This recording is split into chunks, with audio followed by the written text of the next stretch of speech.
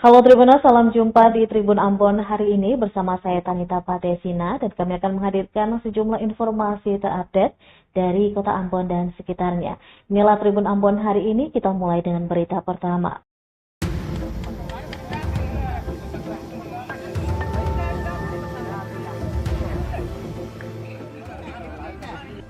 Jembatan penghubung Diantet Toat, yang terletak di Ohel Desa Dian Pulau, Kecamatan Hoat Sorbai, Kabupaten Maluku Tenggara di Palang Adat, Selasa 24 Desember 2024. Pantuan tribunambon.com, Selasa 24 Desember 2024 nampak Palang Adat, atau dalam bahasa Kei disebut Hawear telah tertancap tepat di jalan masuk jembatan. Palang adat berupa daun kelapa yang diikatkan pada kayu dan dibalut selembar kain. Salah seorang warga, Abdul Hamid Kerubun yang ditemui awak media di lokasi Sasi menjelaskan, warga meminta upah harian untuk pengecoran jembatan senilai Rp300.000 per hari. Namun kontraktor hanya bersedia dengan harga Rp100.000 per hari.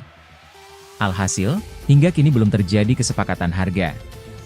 Lantaran belum ada jawaban dari kontraktor, warga pun memasang Sasi.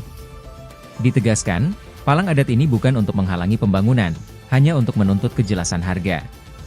Untuk diketahui, jembatan penghubung Diantet Toat ini telah dibangun sejak tahun 2013 dan hingga tahun 2023 telah menghabiskan APBD Maluku sebesar Rp40,1 miliar.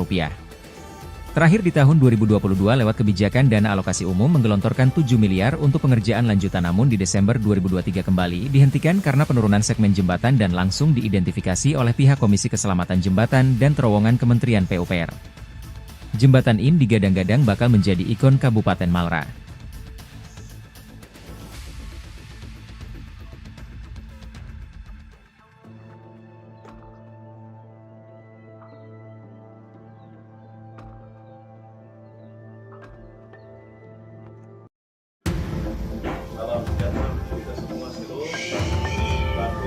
Ketua DPC Gerindra Kabupaten Maluku Tenggara Albert Efruan menegaskan, tudingan Jamaluddin Koedoboen ihwal pengkhianatan terhadap partai tidak berdasar alias ngarang bebas. Hal tersebut dikemukakan dalam konferensi pers menanggapi surat dan voice note yang dikirimkan pasangan calon Bupati Malra nomor urut 02 Jamaluddin Koedoboen, Willy Brodus Leftou ke Prabowo Subianto yang diusung Gerindra atas kekalahan dalam Pilkada 27 November 2024 lalu. Menurutnya, dalam 10 butir laporan yang dilayangkan ke Ketum Gerindra tidak satupun disertai bukti yang valid. Efruan mengakui, sempat bertemu dengan Charles Vialira Hantoknam, namun pada saat itu bersama-sama beberapa kader partai lain, rekomendasi dari Partai Gerindra belum jatuh kepada pasangan siapapun. Nah, lanjutnya ketika rekomendasi Gerindra B1 KWK turun ke paslon Damai Kita sebagai kader lantas mengamankan perintah partai. Dirinya menambahkan, jika ada fakta dan bukti terkait hal ini tolong dikemukakan agar tidak menimbulkan kegaduhan. Yang ada di Jakarta. Tapi setelah melihat surat, bahkan voice note yang beredar, nanti sebentar saya akan berikan kesempatan kepada Saudara Abdul Yaubun, karena ini menyangkut voice note yang beredar, itu mungkin jadi akar daripada awal daripada semua persoalan yang terjadi. Tapi kami juga harus menyampaikan klarifikasi. Yang pertama, terkait dengan surat yang disampaikan, dan kemudian surat ini bukan jadi hal yang tertutup lagi, hampir seluruh halayak ramai di Kabupaten Maluku Tenggara sudah membacakan isi surat ini. Seakan-akan bahwa Gerindra itu adalah partai yang berkhianat. Perlu kami harus menjelaskan juga bahwa Gerindra dalam perhelatan politik Maluku Tenggara tidak pernah kalah. Tidak pernah kalah. Karena kita 2 kali memberikan rekomendasi Partai Gerindra kepada pasangan Bupati waktu itu, Pak Andre bersama Yuni Sera. 2 kali memberikan rekomendasi dan kita menang. Dan setelah itu masa kaderisasi 2 periode selesai, Gerindra juga berikan rekomendasi kepada Hadi Tahir Hanubun. Dan kita menang. Dan per hari ini ketika Gerindra memberikan rekomendasi kepada Saudara Jamaluddin Koedoboen bersama dengan Willy Brodus Leftou yang adalah kader Partai Gerindra, kalau kekalahan itu terjadi patut kita pertanyakan.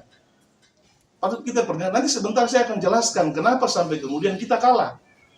Supaya publik juga harus tahu bahwa kondisi yang terjadi pada pasangan Damai, supaya publik juga tahu, supaya ini jangan menjadi sesuatu yang tertutup, seakan-akan bahwa kita dipersalahkan Partai Gerindra karena tidak memberikan dukungan, lalu kemudian dia kesannya menyampaikan dalam isi surat bahwa Partai Gerindra keluar daripada dukungan pasangan Damai atas perintah Ketua DPC, yaitu saya sendiri.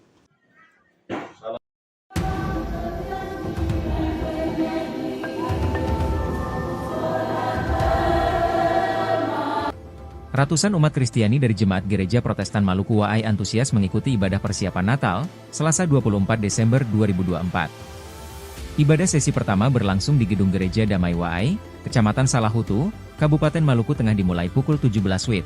Berlangsung hikmat dipimpin Pendeta Nyi S. Kepi Lai Meheriwa.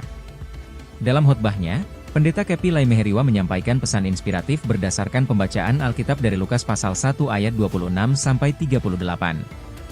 Ia menekankan betapa luar biasa rencana Allah dalam memilih Maria, seorang perempuan biasa, untuk menjadi ibu dari Yesus Kristus.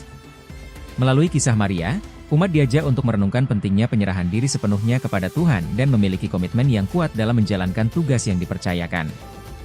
Lebih lanjut, pendeta mengingatkan bahwa Natal bukan sekadar perayaan tahunan, melainkan momen sakral yang mengingatkan umat akan karya penyelamatan Allah.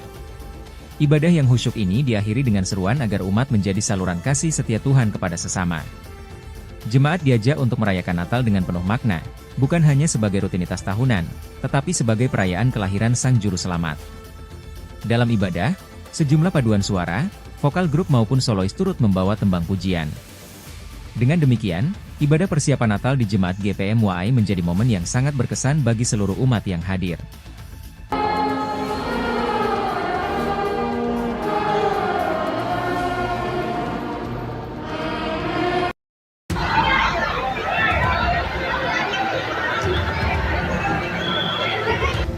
Uskup Diosis Amboina MGR Seno Inongutra berharap kota Ambon bisa dijadikan sebagai Bethlehem.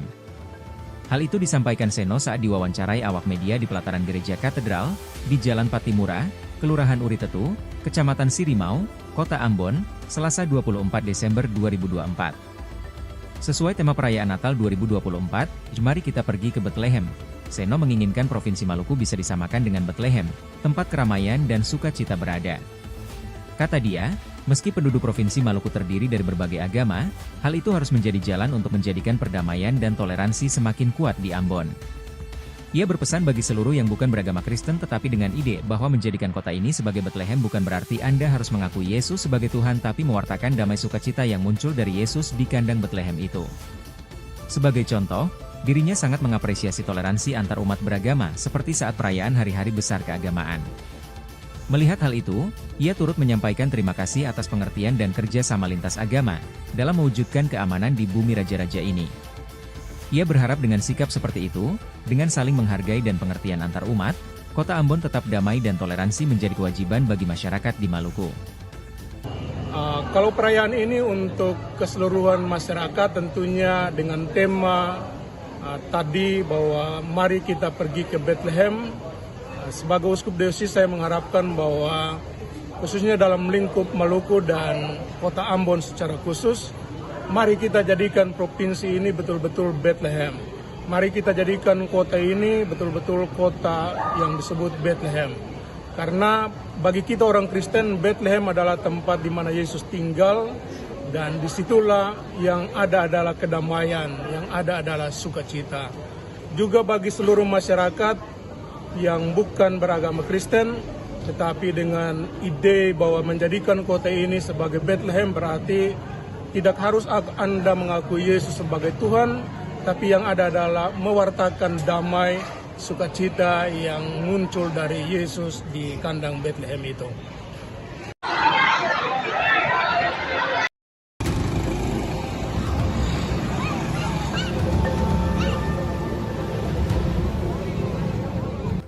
Gerakan Pemuda Ansor Kota Ambon, turut serta membantu pengamanan ibadah Natal di sejumlah gereja utama di Kota Ambon, Selasa 24 Desember 2024. Hal tersebut disampaikan Sekretaris GP Ansor Kota Ambon, Muhammad Nur Rahayaan, ditemui tribunambon.com sekitar pukul 20.30 WIB, saat pengamanan di Gereja Maranatha. Dikatakan, pihaknya menurunkan sebanyak 50 personil Banser untuk memastikan kelancaran ibadah Natal. Personil tersebut ditempatkan di Gereja Maranatha dan Gereja Silo. Lebih lanjut, pengaman ini dilakukan secara serentak di seluruh wilayah di Indonesia, sesuai dengan instruksi Ketua Umum GP Ansor. Pengamanan akan berlangsung dari malam Natal 2024 hingga malam Tahun Baru 2025.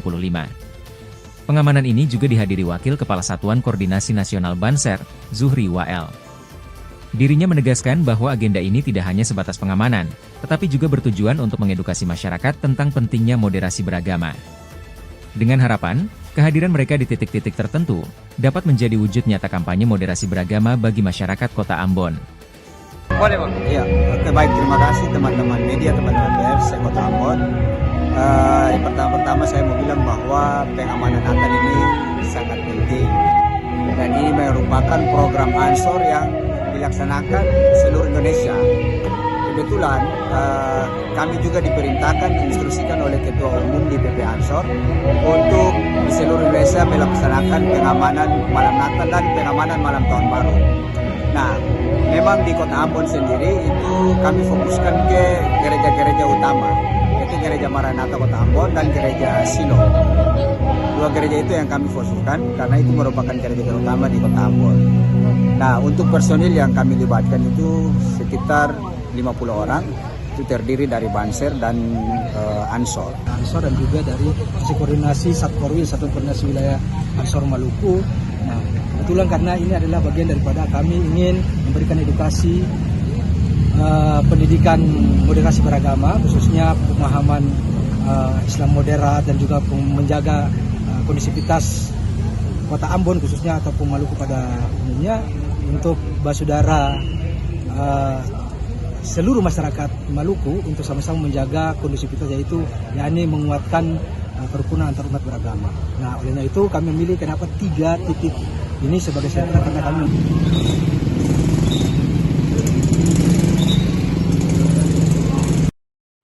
Baik, Tribuners, demikianlah Tribun Ambon hari ini. Saya Tanita Patesina beserta kru yang bertugas pamit undur diri. Sampai jumpa lagi dan amato. Download Tribun X sekarang. Menghadirkan lokal menjadi Indonesia.